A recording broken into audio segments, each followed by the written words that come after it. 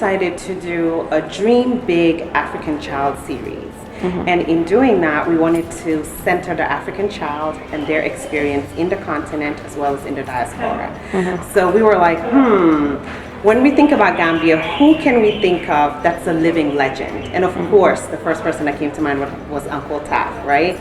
Because Uncle TAF already is known as the youth man, but also one of the first known multimillionaires in the Gambia, where we can proudly say we know there's a millionaire Gambian in the real estate industry. I have quite a huge passion on dealing with the youth, being an inspiration to them. And if you want to inspire somebody, you need to come down to his level. So I want to be seen that, look, physically, I look as young as them, without the beard. And I act to a certain extent like them. I think age is just a number. And that's why I've taken the name Youth Man. You have to keep up with this man. It's a lot of energy, and you have to think on your feet, but you're always inspired because he's always coming up with something that will get all of us.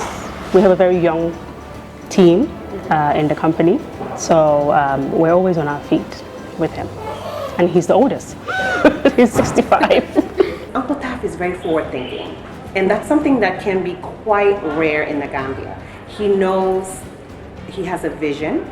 He wants to build a legacy. He's already built that, but something that's also going to last. And we felt like what we lack in Gambia is having our heroes and legends actually documented so the children can learn about it from a young age. I'm inspired by the late Nelson Mandela. He's my hero because of the values that he has as a leader that he's demonstrated in his life. A man of dignity, a man of conscience, a man who went to jail for what he believes in for 29 years and later walked over to be a president. I am inspired by Richard Branson in terms of entrepreneurship. I've followed him for a very long time, and when I read his books, actually I find myself as if I'm the main character. So he inspires me a lot in business and in entrepreneurship. My skills were mainly on technical things like woodwork and carpentry. And really what made me who I am was the decision to stick to what I was good at. Those days, obviously, and up till now, people look down on carpentry and woodwork. And I was determined and passionate about this. And that's basically my foundation, and that's what made me who I am today. He is very determined. He is a visionary. He thinks big. He doesn't do anything small. So that inspires me, even if you think about doing something. If it's not big, if it's not going to move people, it's not worth it. And that's why you can see it in his projects. It gets bigger every day. And that's how he inspires me, that I should continue working and doing exactly what my community expects me to do. There is no shortcut to success. You have to work hard. You must be ready to sweat very hard, work hard, and you must be honest in everything that you do in your progress in life. You cannot break my dad. That's Mustapha Njie. And he's definitely hardworking. He goes on and on and on. He never gets tired.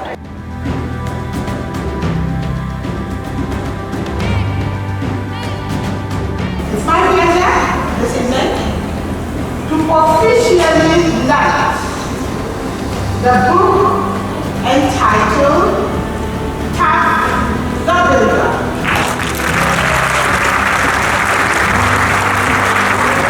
Today, it's the first step towards narrating my story. So I feel honored and I'm very proud of us. Getting together with TAF was like the perfect marriage, to start the Dream Big African series. The book is dedicated to all African children who dare dream big. I dreamt ages ago, and here I am today. So the inside really narrates my story, and I narrate my story to my grandsons. And I told them about my life, being brought up by my parents, living with my siblings. It's one of the things that I did, and in school. First, I'm targeting those from 0 to 9, so early childhood. So what I want from them is to learn from my story. If I am seeing a success story, there are quite a lot of things that are revealed in the book at their age. So I would like them at an early age to just follow probably some of the good things I've done and ignore the bad things in life. So I think that has been my foundation. the thing like my upbringing and being close to my mom and my siblings and what I did at home. So that's the impact I want, for the young ones to take along. And not only them, their parents, understanding that, look, it is important that the foundation is built. I moved to Gambia in 2017 and I stayed here from 2017 to 2019. And in that time, what we had was called the Let's Read campaign.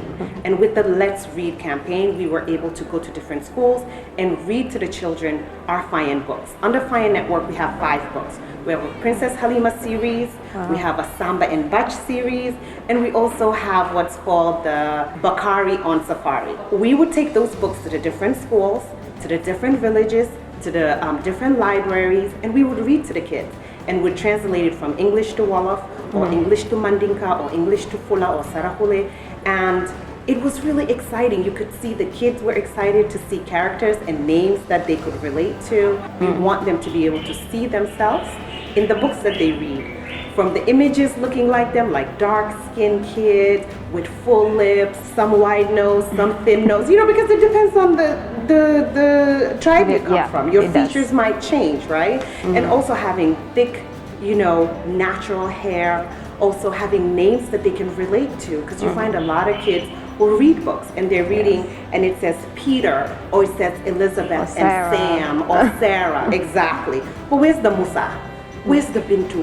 Where's the Yafatu? So we wanted the kids to be able to relate to these books that they're reading and also see themselves reflected in them, because it builds confidence. So we hope with a big personality like TAF, having TAF The Builder, hopefully this will push that and give us momentum to try and get our books into the school system, because it's important for our kids to read about their own legends, but also just read normal stories where they see themselves. It's the beginning of quite a number of books that are going to come out. We started with the young, age 0 to 9. In the very near future, we will come up with other books that will address the other brackets. We started big for sure, so the bar has been raised high, because when you have someone like TAF, it's like we're having a huge book launch.